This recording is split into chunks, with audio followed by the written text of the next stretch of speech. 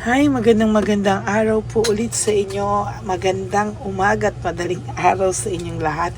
For our situation 2, tingnan po natin kung ano naman po ang makikita natin sa situation 2.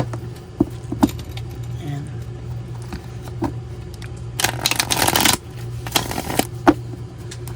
Tingnan po natin ano po ang makikita natin for situation 2.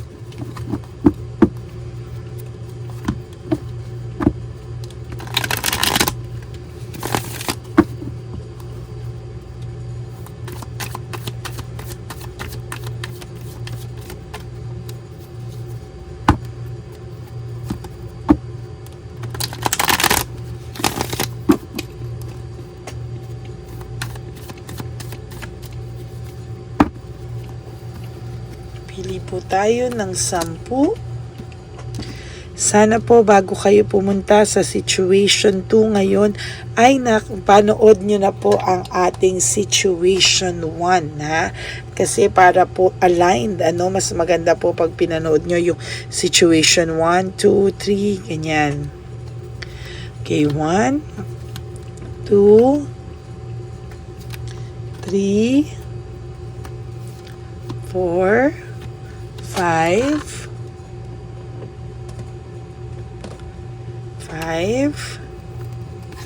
6, 7, 8, 9, and 10.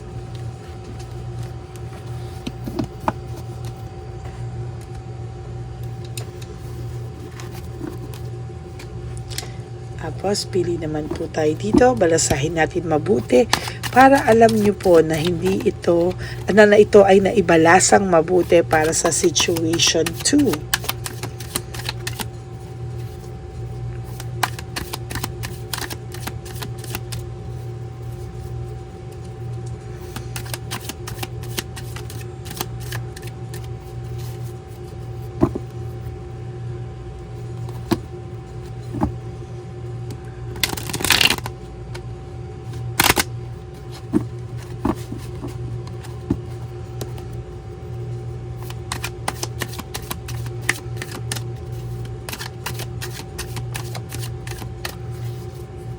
Last.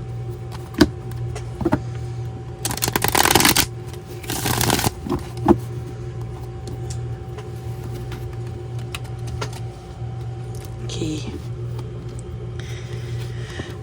1, 2, 3, 4, 5, 6,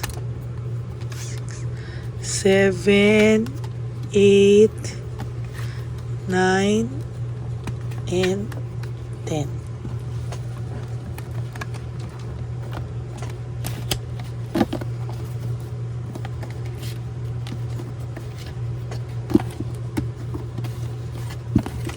Huwag niyo pong i-skip ito para makuha po natin ang inyong energy.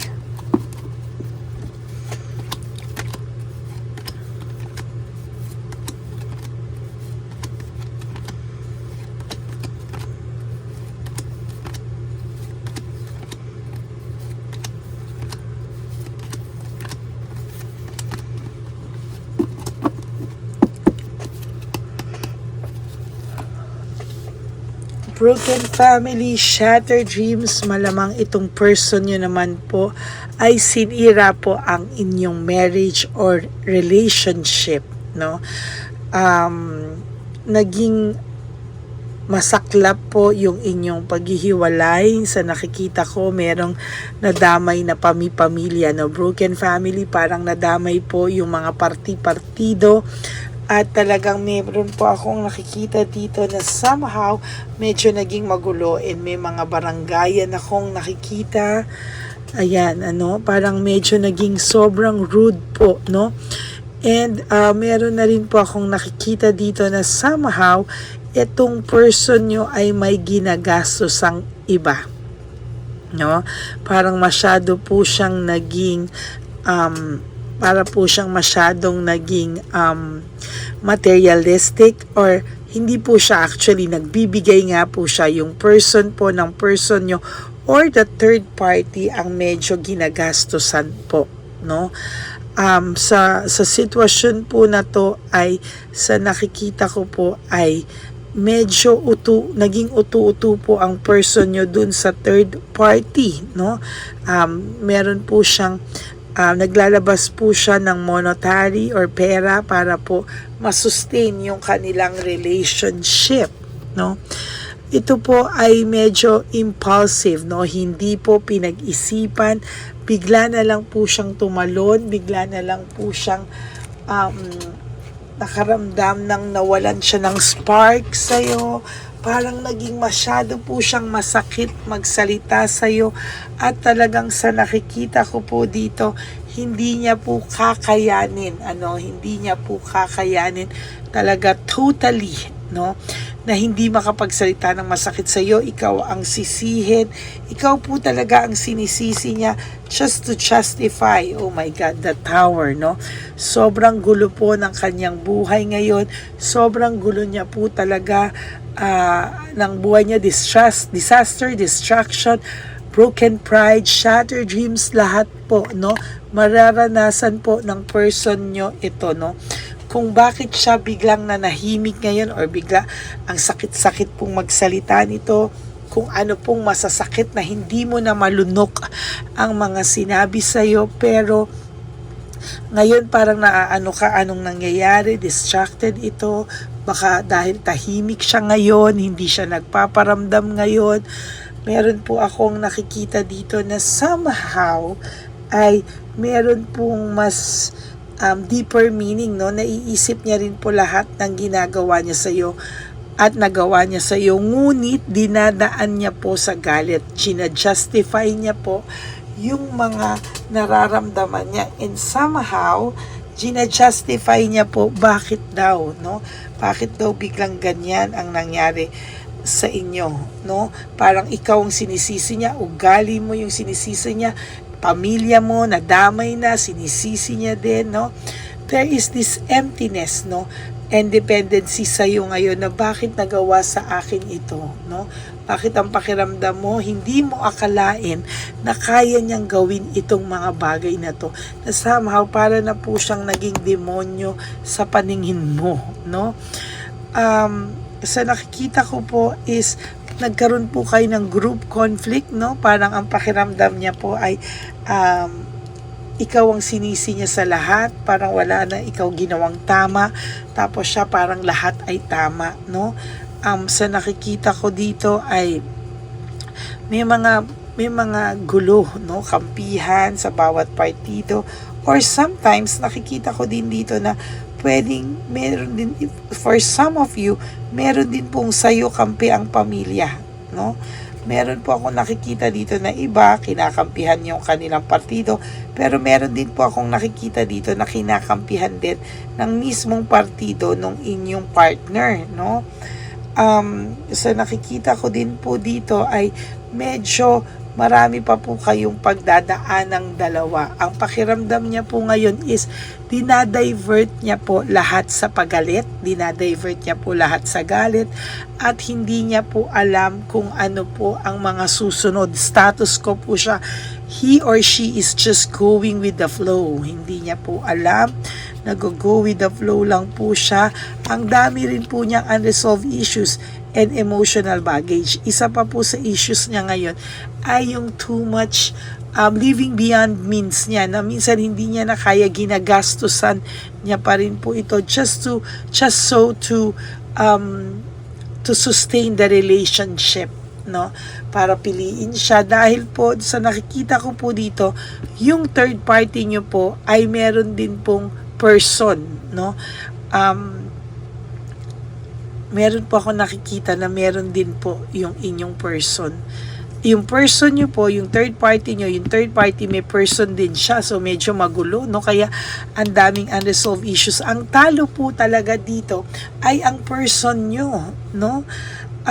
ikaw po ay nadadala masyado sa sitwasyon, ikaw ay nag-focus po sa too much pain mo, nag-i-stock ka din, hindi ka rin po mapalagay, no? I suggest na you focus on yourself po, no? Sobra po yung nakikita ko sa iyo, and parang umiikot po yung iyong buhay sa kanila. Weakness and manipulation. Alam po nila paano tirahin yung weakness mo.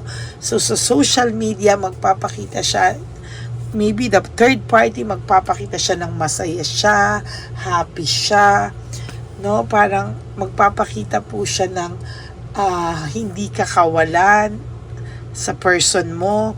But the truth is, dinadaan po talaga sa too much galit or dinadivert para po hindi din mo mahalata na yung person mo somehow has also naiisip ka rin naman po niya, no? Naiisip ka pa rin po niya, pero now is not the right time para po mag-sorry, or parang kumalma rin po yung person mo somehow. Kumalma na rin po siya kahit papano. Pero sa totoo lang po, sa nakikita ko ngayon, hanggang hindi niya po nakikita na hindi mo na siya hinahabol o hindi mo na siya kailangan sa buhay mo, hindi po yung person mo lalapit sa iyo, no? Parang may naaalala ako dito sa sitwasyon na to, pero sinasabi ko po sa nakikita ko sa inyo, too much po ito, no? Too much confidence yung meron yung person nyo, no? Parang alam niyang hindi mo po siya kayang mawala at all, no? Parang chill lang po siya kasi parang nag-aantay lang naman niya kung gusto ko yan balikan o ayaw ko na, nandyan lang naman siya. So dapat hindi po ganon ang pakiramdam ng person nyo, no? Kasi parang ikaw po ang matatalo dito kapag patuloy mo pong pinakita sa kanya na hindi ka po makamove on nang wala siya. Ayan, ang material, no? Playfulness, no? Addiction, no? Parang yung addiction na parang hindi po to yung addict, no? Yung addiction po is parang hanggang nakikita niya na ganyan maglalaro siya, no? Kasi alam niya na pwede naman siyang maglaro. Why? Kasi pwede siyang maglaro kasi nandyan ka lang anytime na gusto niyang bumalik, nandyan ka lang, no? So hindi po siya nababother at all.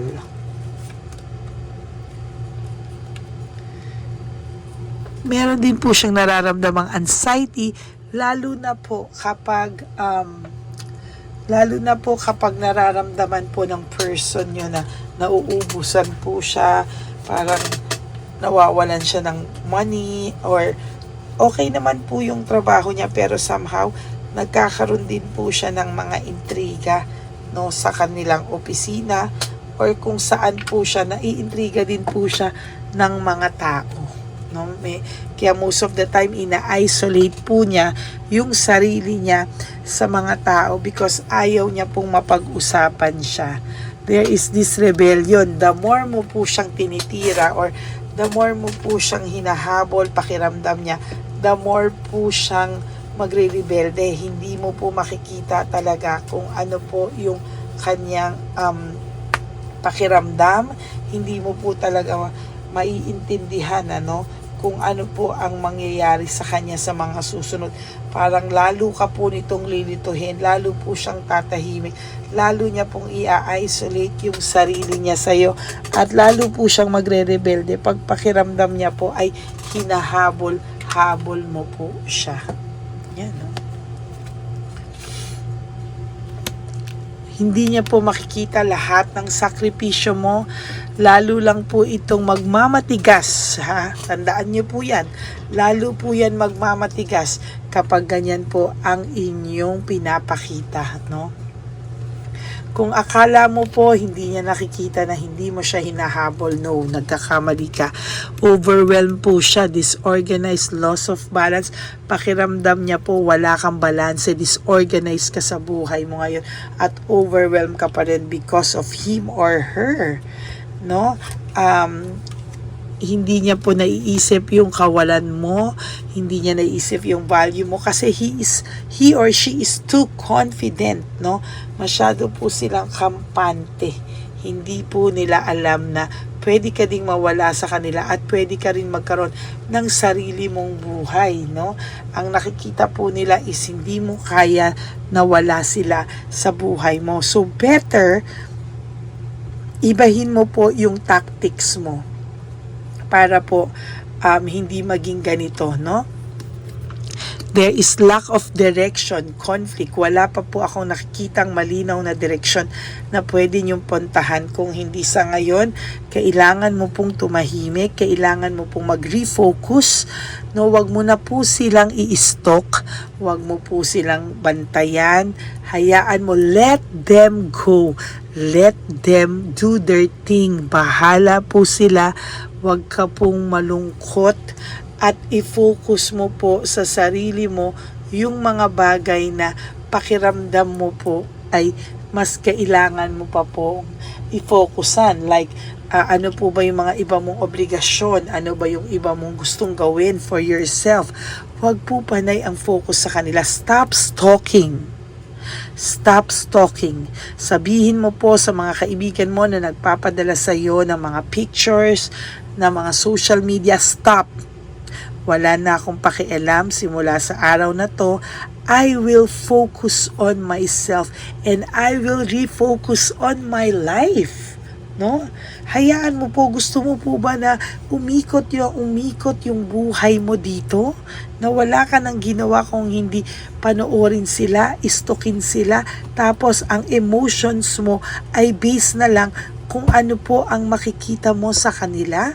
Para ka po nilang hawak sa leeg. And please do not do that to yourself. Kailangan mo pong makuha ulit yung control mo sa buhay mo. No? Hindi po nagtatapos ang buhay mo nang mawala itong taong to. At kung talagang mahal mo to at gusto mo tong bumalik, stop. Stop mo po lahat. Stop mo po yung pag-i-stalk, stop mo po yung iyong tumahimik ka lang po and let you do your own thing. No? Kailangan mo pong gawin ang iyong sarili na agenda, focus on yourself again, yung pangarap mo po, yung mga dapat mo pong gawin.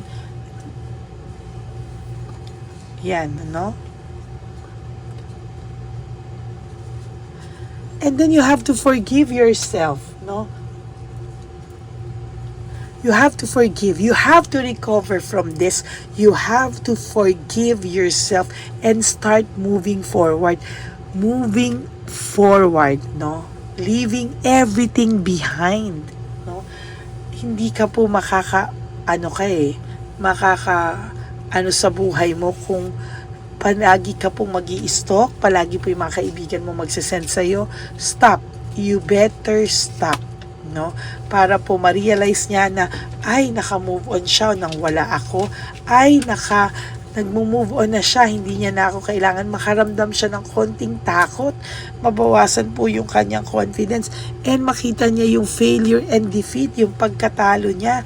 Kasi ngayon, ang pakiramdam niya, talong-talo ka po talaga. And wala ka po talagang, wala ka pong alam na gawin kung hindi ang istokin siya, ang habulin siya. You have to go out of your way, out of touch. No, trick yan no? Na manahimik ka, biglang mag-post ka na ng masasaya mo sa social media mo na nag-move on ka na nang wala siya para manginig naman po siya ng konti, no? And then you will be rewarded for your fruit of labor. Mari-reward ka po, no, ng totally sa iyo, no? Stop mo ang paghahabol, stop mo ang pag-i-stalk, stop everything and do your thing. Isolate yourself at talagang makikita mo po ang resulta nito. Sinasabi ko po sa iyo, no? Yan po ang sinasabi ko sa iyo. Okay? So that is your second situation for the day, no? I hope talaga seryosohin nyo po itong sinasabi ko sa inyo. Seryosohin nyo, isa puso nyo, no? This is for you and for your own good. Okay? So maraming salamat po for all of you na nanood ng Situation 2. And for those of you who would like to have a private reading with me, you can message me po at Ladyly Elena, that's LADYLY Elena. Nasa dulo po yan ng ating video. Diyan nyo lang po ako makokontak. That's my only legit and official FB account. And for those of you po who would like to give me a super thanks for this video, I would really love and be grateful for that. Lalo na po nalalapit na ulit at nag-iipon na tayo para sa ating One Love a Day Christmas edition for our street elderly, for our lolos and lolas sa kalye po. No, maraming salamat po sa inyong lahat. And of course, please no skipping of ads. Tulong nyo na po yan sa ating channel. And please help me reach 20,000 subscribers para unti-unti po tayong umaangat for our dream of silver button. No? Maraming salamat po. God bless you all. No? And I hope na maging masaya po ang araw nyo today. Pasensya na po, no, kung medyo wala po kaming internet, so I have to go out and upload all of this. Kaya madaling araw na po ako nag-video para po maging maayos po ang pag-upload ko ng Situation 1 hanggang ilang situation. Okay, maraming salamat po and may God bless you all. Para po sa aking Lady Elena friends, family and subscribers, I love you all from the bottom of my heart. Mahal na mahal ko po kayong mga subscribers ko, and ang lagi ko pong payo sa inyo is just to live one day at a time. Lalo na po sa inyo mga Situation 2. Kailangan nyo po to live one day at a time. Do 3 things that will make you happy today. Iwasan nyo po today mag-stock. Starting today, you have to make a decision of the biggest decision in your life today. To stop everything. To stop stalking. Stop viewing their social media. Stop nyo po lahat and stop, no? Just stop, no? And focus on yourself. Today, magsulat ka ng journal na ito po yung mga plano mo for yourself, and do that every day. Okay? God bless you all. Huwag po kayong malulungkot. At isa pa po sa payo ko is life is too short. Don't make it shorter by stressing yourself from all the pains and the heartaches na binigay sa inyo ng kahapon. Just surrender everything to the divine universe and just let go and let God write your life and love story. I will be back for another set of reading for Situation 3. I hope na panood nyo muna po yung Situation 1 before ka po pumunta sa Situation 2 and bago ka po pumunta sa Situation 3. Okay? God bless you everyone and I love you all from the bottom of my heart. Bye!